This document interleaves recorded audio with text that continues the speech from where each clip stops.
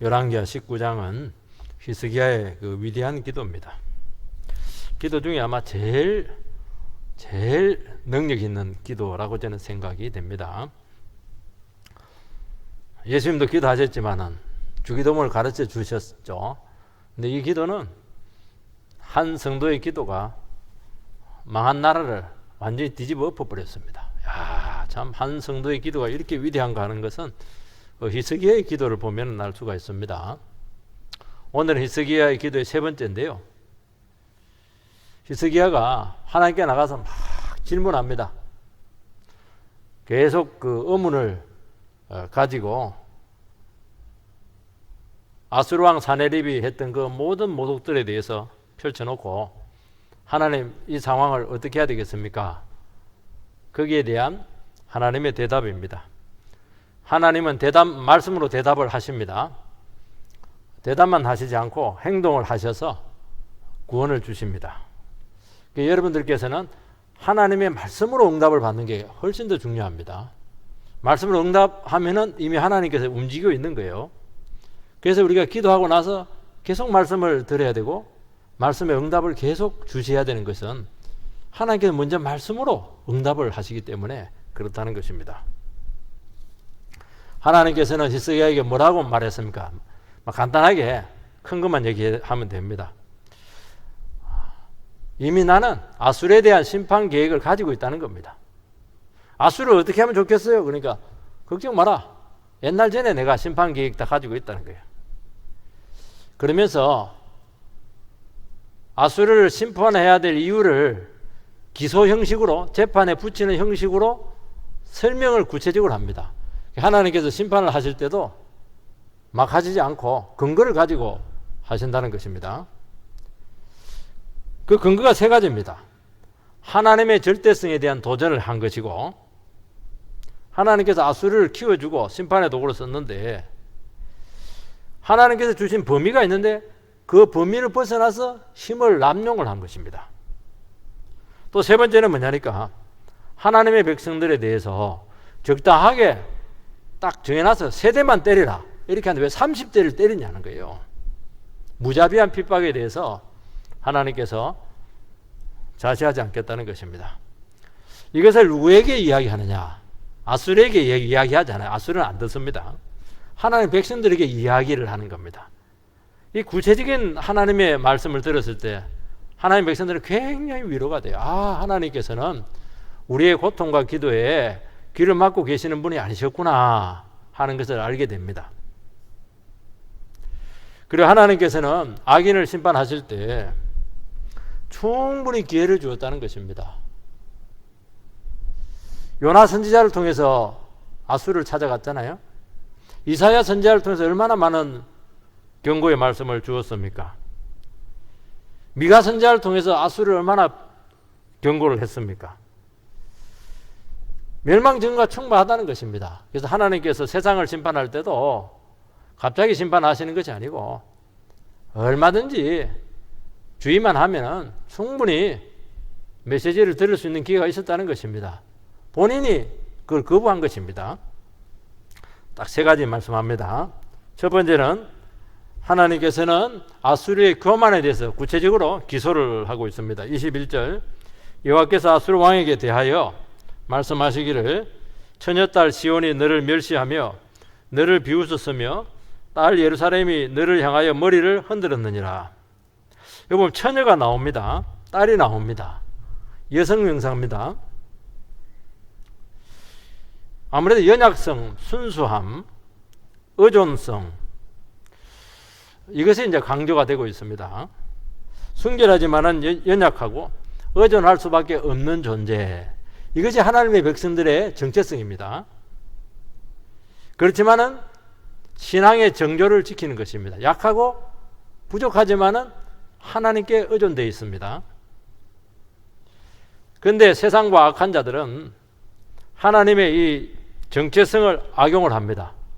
왜냐하면 약하니까 짓밟는 것입니다. 자기가 깨끗하다고 하니까 막 욕보이는 것입니다.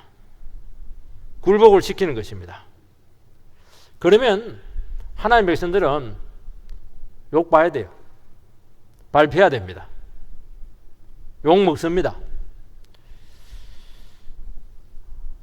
그런데 어느 순간 이래서는 안 되겠다 하는 의식이 생기면서 일어섭니다. 그러면서 악한 자를 비웃고 멸시하고 머리를 이렇게 흔듭니다. 이거는 아니야. 이거는 지나친 거야. 여기까지 가면 안 되는 거야. 지금까지 하나님 때문에 그들은 참았습니다. 평화적으로 모든 문제를 해결을 하려고 한 것입니다. 근데 악한 자들은 이 의도를 전혀 몰라요. 아, 밥이구나. 밟히니까 밟혀지네. 없애자. 이게 문제라는 거예요. 생각이 없어서 밟히는 게 아닌데 하나님께서 평화를 요구하기 때문에 화해하도록 하기 위해서 그렇게 한 것이지, 기회를 준 것인데 안 그렇다는 거예요. 그래서 악한 자가 너무 교만하면은 이것은 아니지 않습니까? 이 순간이 온다는 것입니다. 그리고 기도하고 고개를 이렇게 흔들면 끝납니다. 그래서 겸손한 성도의 판단은 한 인간의 판단이 아니고 하나님의 판단이 된다는 것입니다. 교만한 자들은 무슨 소리 해도 아무 상관이 없어요. 그건 하나님 앞에 전혀 중요치가 않아요.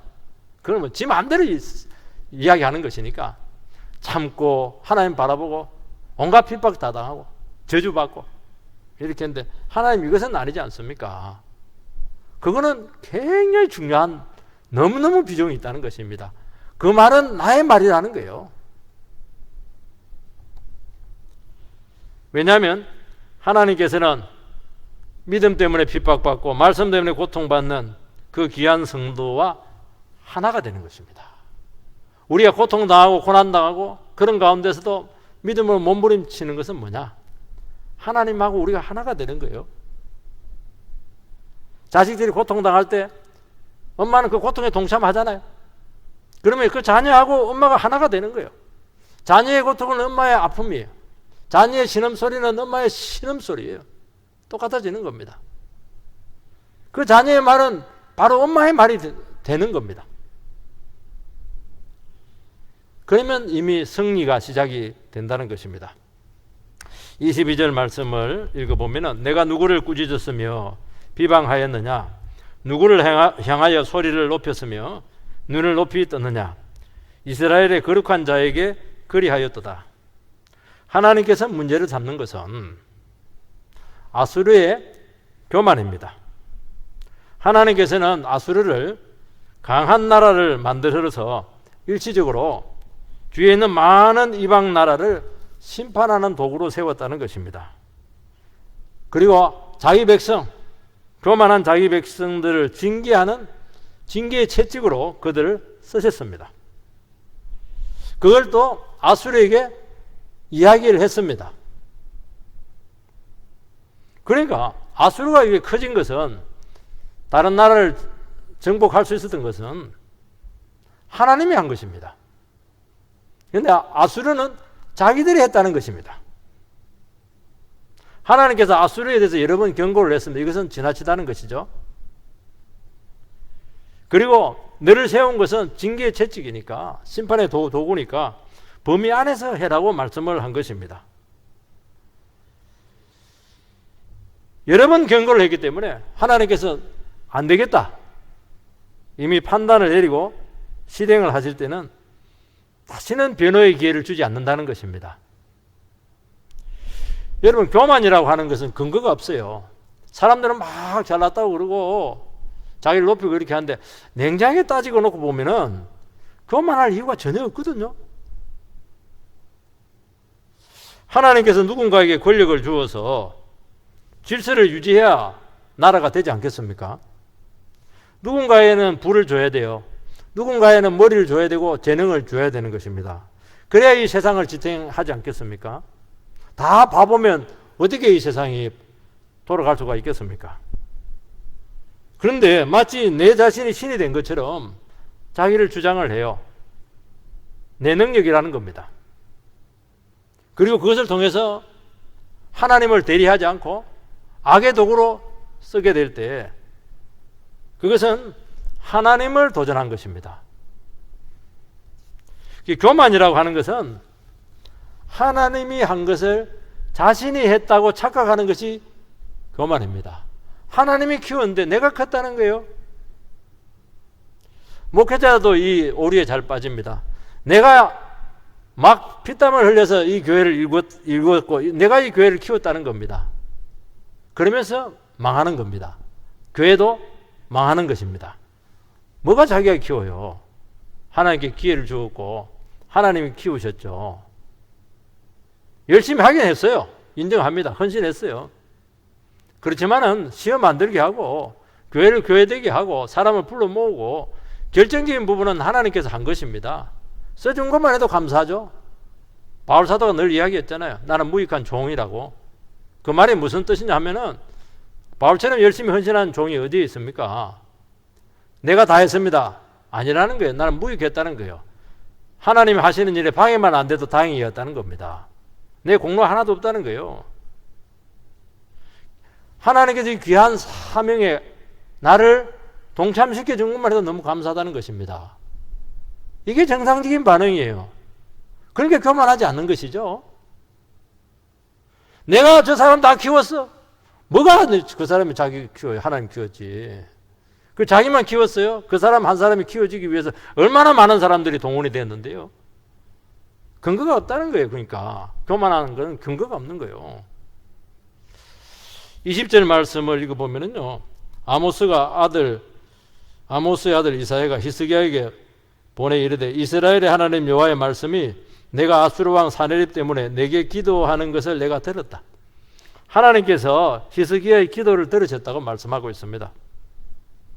히스기야도 참고 있다가 해도 너무합니다. 그 기도했잖아요. 들었다는 거예요. 안 되겠다는 겁니다. 하나님이 들었다는 것이 귀한 것입니다. 하나님이 들었다고 하는 것은 듣고 가만히 있는 것이 아니고 뭔가 일하고 있다는 것입니다. 사람들은 세상의 모든 것이고 세상의 모든 힘과 가치가 있다고 생각합니다. 그리고 교회를 부정합니다. 교회는 생산도 안 하고 뭐 하는 것이냐는 거예요. 그러나 하나님께서는 교회의 판단이 중요하고 한 성도의 믿음의 기도가 여전히 핵심이라고 말씀하고 있습니다. 그것만 듣겠다는 거예요. 다른 소리 안 듣습니다. 절대로 안 들어요. 히스기야 기도 너 기도를 들었다는 거예요. 부패한 교회의 기도도 안 들어줘요. 히스기야 너의 기도를 들었다는 거예요. 오늘 일어나는 일들에 대해서 우리는 이 모든 상황을 두고 우리 성도님들의 판단, 교회의 기도는 하나님이 들으신다는 것입니다. 그리고 하나님이 일어서게 하신다는 것입니다. 우리의 기도라고 하는 것은 희망사항이 아닙니다. 하나님이 이렇게 되었으면 좋겠습니다. 그게 아니에요. 이 세상 가운데 같이 고통당하고 어려움을 겪으면서 하나님 뜻은 알고 있는데 하나님을 거역하는 이 도전적인 세상 가운데서 하나님 이것은 아니지 않습니까? 참다가 하나님 앞에 탁 나아가는 것이죠. 그게 어떻게 희망사항이에요, 그게. 이게 안 되면은 세상이 망하는데요. 교회가 망하는데요. 그거는 아니잖아요. 망해서는 안 되거든요. 희망사항이 아니라는 거예요. 그러면 하나님께서 먼저 말씀으로 응답하십니다. 그래서 우리는 기도하고 난 후에 다 끝난 게 아닙니다. 하나님께서 어떻게 내 기도에 응답하실까 반드시 말씀으로 응답하세요. 그래서 교회에서 증거되는 말씀을 드려야 되는 것입니다. 그리고 하나님의 말씀을 듣고 또 세상을 판단하는 거예요. 그러면 하나님께서는 교회를 지키시고 세상을 심판하시는 것입니다. 그리고 하나님의 말씀이 현실이 되는 것을, 승리가 되는 것을 경험하게 해주시겠다고 약속하고 있는 것입니다. 23절에서 26절, 내가 사자들을 통하여 주를 비방하여 이르기를 내가 많은 병거를 건너리고 여러 산 꼭대기에 올라가며 레바논 깊은 곳에 이르러 높은 백향목과 아름다운 잣나무를 베고 내가 그 가장 먼 곳에 들어가며 그의 동산의 무성한 수풀에 이르리라. 내가 이 땅을 파서 이방의 물을 마셨고 나의 발바닥으로 애굽의 모든 하수를 말려놓으라 하였도다. 내가 듣지 못하였느냐? 이 일은 내가 태초부터 행하였고 옛날부터 정한 바라. 이제 내가 이루어 너로 견고한 성을 명하여 돌무더기가 되게 함이니라. 그러므로 거기에 거주하는 백성의 힘이 약하여 두려워하며 놀랐나니 그들은 들의 채소와 푸른 풀과 지붕의 잡초와 자라기 전에 시든 곡초같이 되었느니라. 장황하게 길게 나와 있는데 하나님께서 아수르의 교만에 대해서 지금 전개하고 있는 것입니다. 아수르의 힘은 어마어마했습니다. 많은 병거를 거느리고 여러 산 꼭대기에 올라간 거예요. 병거를 거느리고 왜 올라갑니까? 정복하기 위해서 올라가는 것입니다. 대단하죠? 나폴레옹이 아폴로산을 건너갔잖아요. 한니발이 아폴로산을 넘어갔잖아요. 코끼리 끌고. 대단하죠? 근데 이것을 아수르는 뭐 밥 먹듯이 했다는 거예요, 이게. 그러니까 마음만 먹으면은 어떤 나라도 다 빼앗을 수 있었다는 것입니다. 자연이 거침돌이 되지 못했어요. 자연을 정복했잖아요. 근데 아수르는 자연만 정복한 것이 아니고 인간의 마음까지 정복을 했다는 것입니다. 근데 하나님께서 뭐라고 말씀하냐니까 권세와 능력을 내가 주었다. 그리고 그것은 태초에 이미 결정된 상황이라는 것입니다. 하나님의 뜻 안에 있다는 거예요. 하나님께서는 세상을 심판하실 때 한 나라의 힘을 몰아주시고 정복하게 합니다. 싹 쓸어버립니다. 그리고 바닥에서 시작하게 하신다는 것입니다. 권력도 소수에게 주어서 다스리게 합니다. 권력 보면 불이한 게 너무 많아요. 그래도 무정부 상태보다는 낫다는 거예요. 정글 상태보다는 낫다는 거예요. 정한 범위 안에서 그러나 정당한 방식으로 행사되어야 된다는 것입니다. 남용을 하거나 하나님을 비방하고 성도를 짓밟는 도구가 되지 않아야 된다는 것입니다. 전쟁으로 악한 정권들을 물리칠 수가 있어요. 악한 조폭 세력들을 칠 수가 있습니다. 근데 무고한 자들을 학살하는 것은 아니라는 거예요. 그러면 그 책임을 묻고 응징을 하겠다는 것입니다. 하나님께서는 개인에게 사회에 또 나라에 자율권을 주었고 그 자유에 대한 책임을 지우십니다. 과학자가 연구할 수가 있어요. 그런데 해서는 안 되는 연구가 있다는 거예요. 그거는 아니라는 것이죠. 그 기술로 하나님의 영역을 침범하는 것은 안 된다는 것입니다. 얼마든지 삶의 질을 향상시킬 수 있지만은 그 기술을 가지고 압제 수단으로 쓰게 된다면은 그거는 아니라는 것입니다. 결국 하나님께서 말씀하고 있는 요지가 무엇이냐는 것이죠. 아수르를 키운 분이 하나님이시라는 것입니다. 그런데 아수르는 착각을 해요. 자기 스스로 컸다는 거예요. 여러분, 자녀를 누가 키웠습니까? 내가 키웠습니까? 자녀 자기 스스로 컸습니까?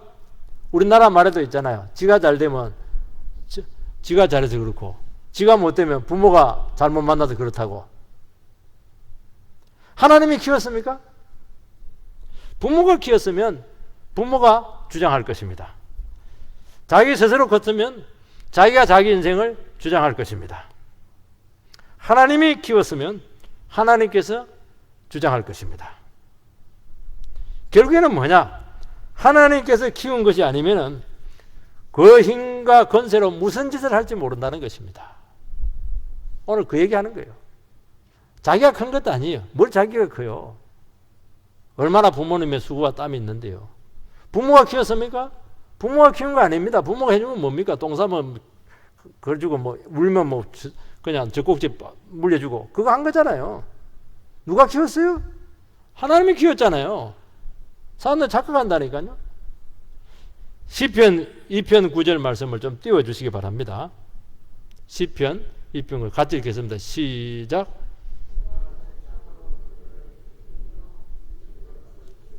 그 앞에 뭐가 있습니다. 오늘날 내가 너를 낳았도다. 시편 2편 이것은 왕의 등극시입니다. 이스라엘 왕의 등극시예요. 이스라엘 왕은 누구냐?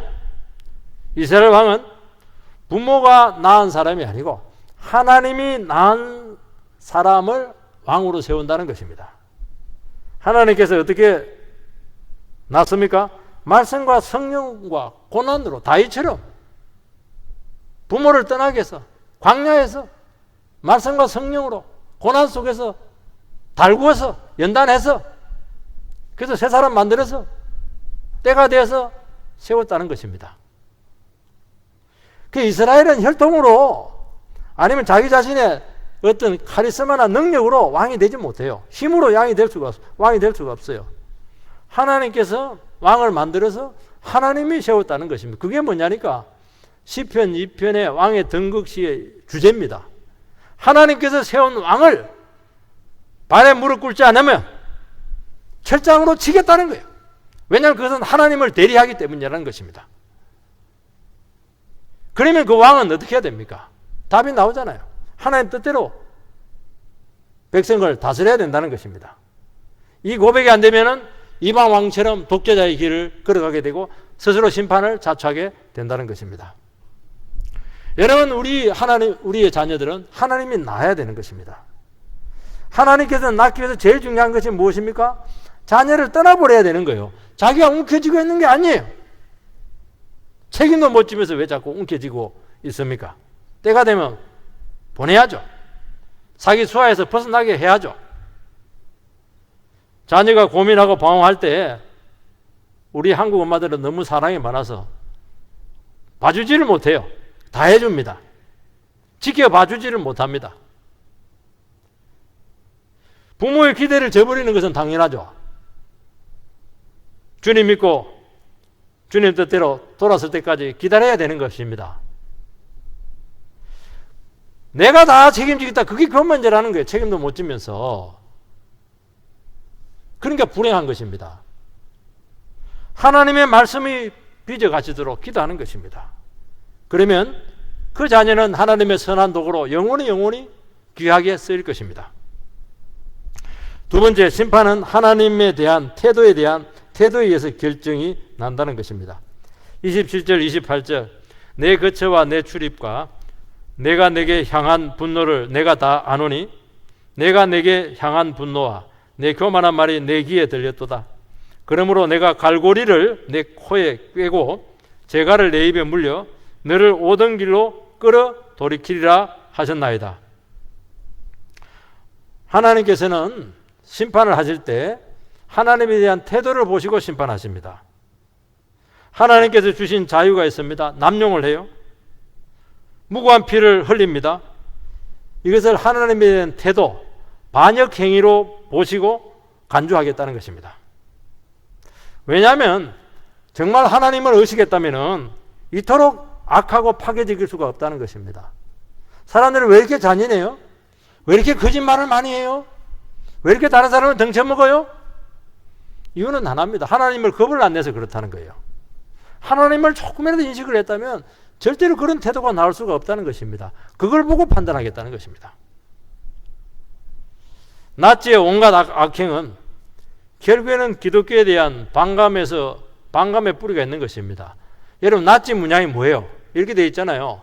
절의 반대처럼 십자가를 꺾어 놓은 거잖아요. 기독교를 꺾어 놓겠다는 겁니다. 하나님에 대한 반역행위잖아요, 그게. 그러니까 사람들 가서서 600만 명을 죽여도 눈 깜짝하지 않는 거예요. 그렇게 잔인한 것입니다. 독일 사람들이 신앙이 없었습니까? 독일 신앙이 최고인데요. 가장 신앙이 뜨겁다고 했던 데가 독일이었는데요. 그 독일이 이런 짓을 했다는 거예요. 지금 우리는 유물론적인 세계관을 가진 존재들에 의해서 지금 교회가 지금 엄청난 핍박을 받고 있는 거예요, 지금. 그 뿌리가 뭐예요? 하나님을 인정하지 않겠다는 도전이잖아요. 우리는 그 정신세계를 잘 기억을 해야 된다는 것입니다. 유물론자가 신본주의자를 공격하고 있는 거예요, 지금. 여러분, 모든 것은 교만으로 무너집니다. 교만은 평화와 안정을 깨뜨립니다. 사람도 그런 것 같아요. 힘들 때는 뭐 교만할 게 없으니까 고개 숙이고 막 눈물 흘리고 겸손한데요. 좀 잘 나가면요, 막 까불어요. 막 까불다가 말 한마디 실수합니다. 술 먹다가 행동 하나 실수해 여자를 턱 어깨를 걸치고 그러면서 끝나는 것입니다. 간단해요. 그래서 모든 죄의 뿌리는 교만입니다. 아담과 하와가 지었던 죄가 교만이잖아요. 하나님처럼 되겠다는 거예요. 피조물이. 그래서 이 세상에 최고로 무서운 죄가 교만이에요. 욕심도 아니에요. 우리는 간음 이런 것들 강도짓 이거 굉장히 무서운 죄라고 하는데요. 그것보다 훨씬 더 심각한 죄가 교만한 것입니다. 태도의 문제라는 거예요. 근데 문제는 뭐냐니까 교만이라고 하는 것은 간음처럼 살인처럼 드러나지가 않아요. 그래서 스스로에 대해 교만에 대해서 심각하게 문제를 삼지 않는다는 거예요, 이게. 그래서 교회는 계속 교만의 문제를 일깨워줘야 돼요. 자꾸 까먹으니까. 왜냐하니까 착각을 하니까. 착각은 자유지만은 내가 잘해서 높아졌다고 생각하기 때문에 그렇다는 것입니다. 여러분, 교만은 한 가지 특징이 있습니다. 하나님을 향해서 자꾸 화를 냅니다. 하나님은 교만하지 않고 자꾸 누르니까 하나님한테 자꾸 화를 내는 거예요. 가인은 하나님께서 괜히 동생을 주어가지고 나를 시험했다고 계속 화를 내는 것입니다. 왜냐하니까 객관적으로 보니까 가인이 훨씬 똑똑해요. 또 형이잖아요. 그냥 머리도 별로 안 좋은 것이 말이지. 믿음은 좋아요. 근데 하나님께서는 자꾸 가인만, 아벨만 복을 주는 거예요. 그러니까 자기가 자랑하려고 하다가도 그냥 아벨 보면 기가 죽는 겁니다. 이게. 예배를 드리는데 나도 열심히 예배 드렸는데 내 예배는 안 받아주고 동생이 예배만 받아주는 것입니다. 못 참았어요. 네 마음 화내지 마라. 화를 내면 제가 문 앞에서 지금 딱 기다리고 있다고. 근데 참지를 못해서 그냥 들판에서 돌로 쳐 죽이지 않았겠습니까? 하나님께서 화를 낸 것이잖아요. 하나님, 내가 동생보다 대접받아야 되는데, 동생보다 축복받아야 되는데 지지도 못난 동생이 왜 복을 받습니까? 그게 착각이, 그게 교만한 거예요. 그게 뭐가 차이가 있어요? 똑같은 피조물인데요. 동생을 하나님께서 축복해주고 그 예배를 받고 이렇게 하면 감사해야 되죠. 동생아, 나를 위해서 기도해줘.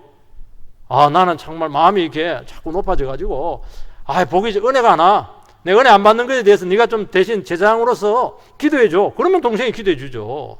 그게 정상적인 답이죠. 그게 겸손한 태도잖아요.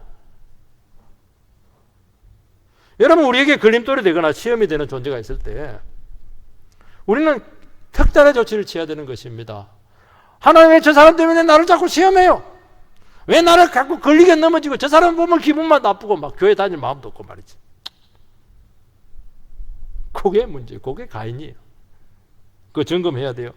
반드시 교만한 것입니다. 마음이 우리 이빨 올라가 있는 게 지금.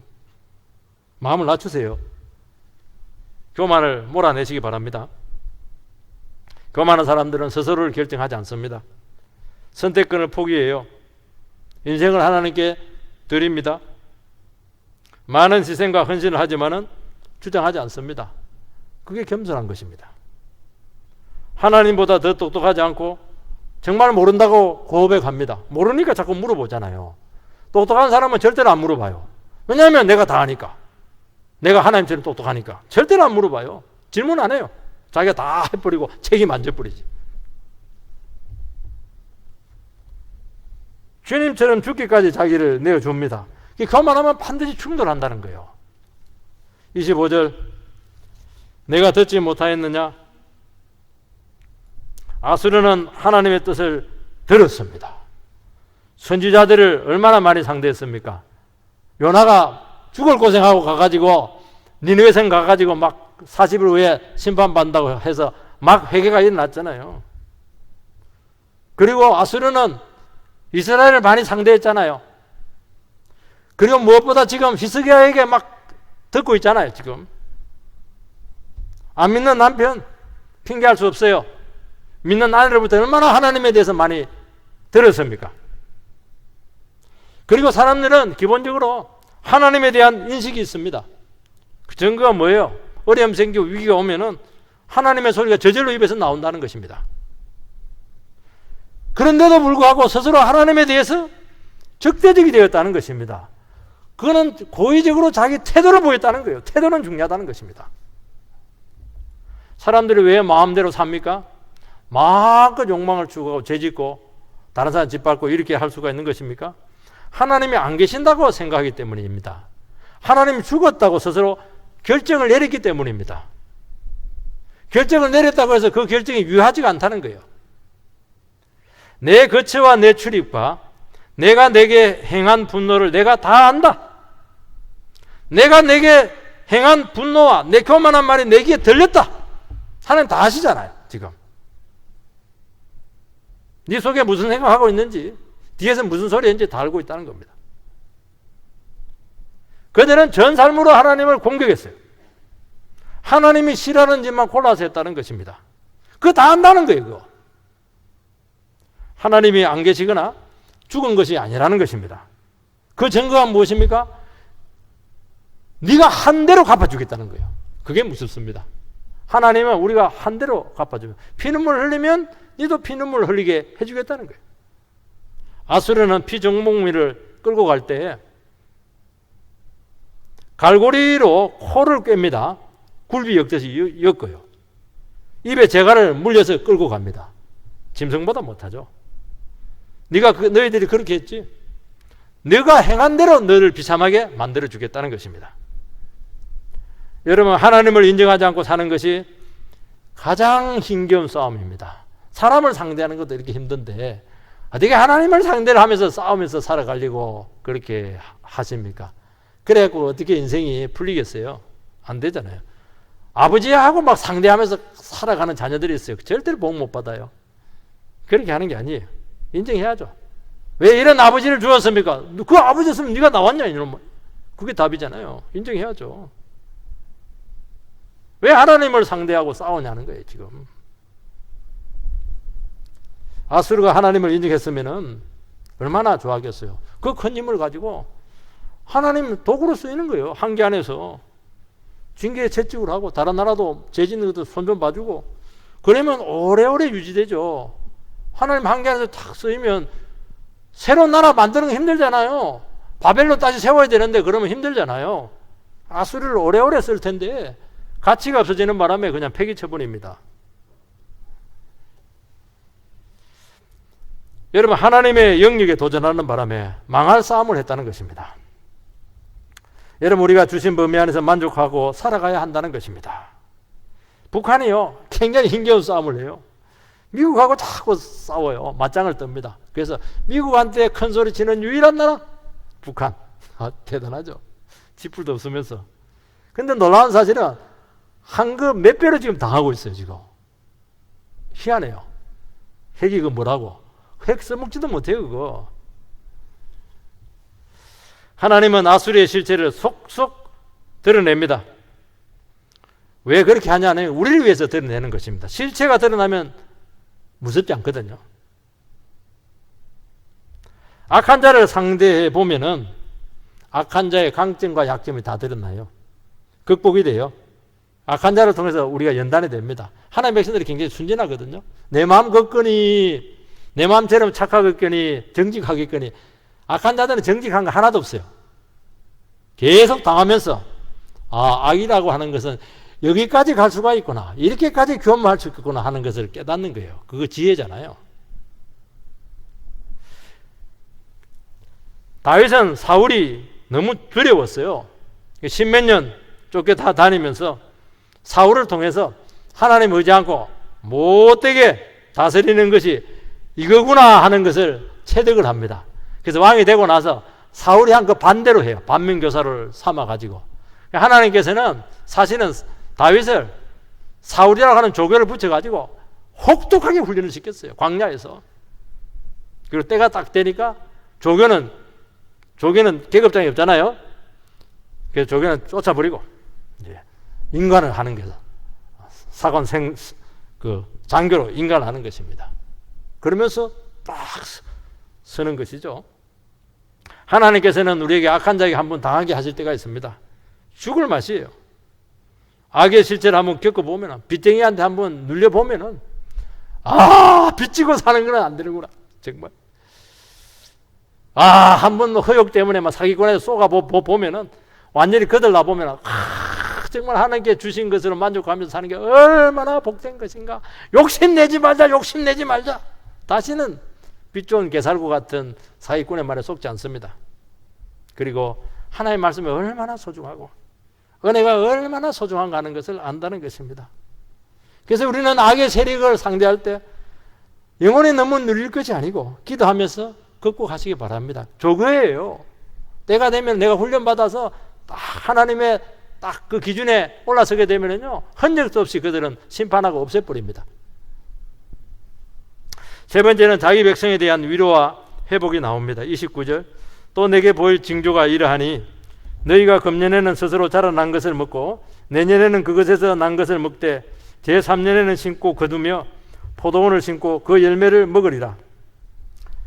회복에 대한 징조를 하나님께서 주시는데 2년 만에 너의 삶이 정상으로 돌아온다는 것입니다. 첫 해는 뿌린 씨에서 자라난 것을 먹습니다. 그 다음에는 포위되는 바람에 아무것도 못했어요. 파종도 못하고 추수도 못했기 때문에 자연적으로 자라나는 것을 먹는다는 것입니다. 3년째는 정상적으로 심고 거두고 파종을 해서 농사를 해서 먹는다는 것입니다. 정상적인 삶이 되게 해주겠다는 것입니다. 이게 기적이라는 거예요. 이게 우리는 뭐 하늘이 개벽하고 이런 것을 기적인데요, 삶이 완전히 흐트러졌다가 정상적인 삶이 되게 되는 것이 이게 기적이에요. 우리에게 오는 건강이라든지 평안이라든지 풍요라든지 안정은 당연히 오는 것이 아닙니다. 부부가 우리 집은 왜 이렇게 평안하지? 우리 둘이가 너무 사랑했기 때문이야. 그럼 평안 깨집니다. 하나님이 주신 것이에요. 이런 하나님과 분리되면 전쟁이 일어나요. 불행이 일어납니다. 고통이 와요. 사고가 계속 날 겁니다. 그게 정상이에요. 우리에게 안정이 오고 평안이 오고 평요가 오고 부족함이 없다고 하는 것은 이거는 하나님의 어마어마한 능력이 우리 가운데 함께 하시는 증거라는 것입니다. 그래서 성도는 하나님께 감사를 해야 된다는 것입니다. 당연시 하는 순간부터 파괴가 올 것입니다. 막힘이 일어나게 된다는 것입니다. 요즘 뭐 웰빙 이렇게 합니다. 웰빙 시대는 잘 먹고 잘 사는 게 아니에요. 그럼 비만해지는 것입니다. 정상적인 삶, 다이어트를 해서 정상적인 체형을 가지는 거예요. 정상적인 삶으로 돌아오는 것이에요. 완전한 것이 아닙니다. 완전할 수는 없어요. 여러분, 인간 정신도요, 이게 완전하지가 않아요. 좋은 생각만 하는 줄 아세요? 연구를 했는데요, 우리 정신이 정상적으로 작동하는 시간은 하루에 4시간이라는 거예요. 그러면 20시간은 뭐냐? 근심하고 우울해하고 분노하고 의심하고 열등감에 빠진다는 거예요. 안 좋은 생각 많이 한다는 겁니다. 그런다고 해서 이 사람을 정신 이상자라고 얘기하지 않잖아요. 이게 정상이라는 거예요. 정상은 완벽한 게 아닙니다. 어떻게 완벽해요? 안 굶고 먹고 살고 있는 것에도 얼마나 감사해요. 정상이라는 거예요. 정상. 우리는 막 떼돈 갖다 놓고 사는 것이 정상이라고 생각하는데 그거 너무 비만할 가능성이 많아요. 비만한 것도 그것도요, 비정상입니다. 불안하다가 한순간에 평안이 찾아올 때가 있어요. 그건 누가 주신 거예요? 하나님이 주신 것이니까 감사하라는 거예요. 그래서 감사하고 더 기도하면은 그 평안의 지속 시간이 길어진다는 것입니다. 조금 길어지는 게 이게 예산일입니까, 이게? 남편이 매주 술 먹다가 한 달 만에 술을 먹는다, 이거 예산일입니까, 이거? 어마어마한 일이잖아요, 이거는. 이것을 당연시 하면은 반드시 평안이 파괴된다는 것입니다. 우리도 한번 아파보면은 건강의 소중함을 알지 않습니까? 제때 월급 계속 못 받아보면은 참 적은 월급이지만은 제때에 나오는 게 얼마나 감사해요. 감사한 건 막 눈물로 들이잖아요. 그렇게 해라는 거예요. 만족 없고 불평하고 욕심 부리고 이것도 월급이라고 가져오는 거야. 그러면 그 월급 없어져요. 평화가 깨지는 겁니다. 무슨 이것이 월급이 이거 가지고 애 공부시키고 말이지 삼시세끼 먹고 있는데 얼마나 감사해요, 그거. 여러분 예배다운 예배를 드리는 거 이거 정말 귀한 줄 아시기 바랍니다. 예배가 어떠니 그걸 하지 마세요. 특권을 빼앗기지 않아야 되는 것입니다. 우리 한국교회가 예배를 소홀히 여겼던 것 같아요. 하나님께서 코로나로 막 2년 정도 굶겨 놔버렸어요. 감사해야 되는 것입니다. 사실은 우리 눈물로 예배를 드려야 된다는 것입니다. 30절 31절 유다 족속 중에서 피하고 남은 자는 다시 아래로 뿌리를 내리고 위로 열매를 맺을지라. 남은 자는 예루살렘에서 나올 것이요 피하는 자는 시온 산에서부터 나오리니 여호와의 열심히 일을 이루리라 하셨나이다 하니라. 아스루가 공격하고 돌아간 것은 하나님이 남은 자를 구원하기 위해서라는 것입니다. 갑자기 포위망이 풀렸어요. 그냥 풀린 게 아니에요. 남은 그 고통 가운데서 끝까지 기도하면서 버텼던 인내했던 그 백성들을 숨통을 튀게 했다는 것입니다. 주님께서는 숨통만 튀게 한 것이 아니라는 거예요. 남은 자들을 통해서 뿌리를 내리게 하겠다는 거예요. 뿌리를 내리면 열매가 맺힐 거 아니겠어요? 여러분 뿌리가 내리고 열매를 맺히는 것은 하나님의 사랑이 부어져야 되는 것입니다.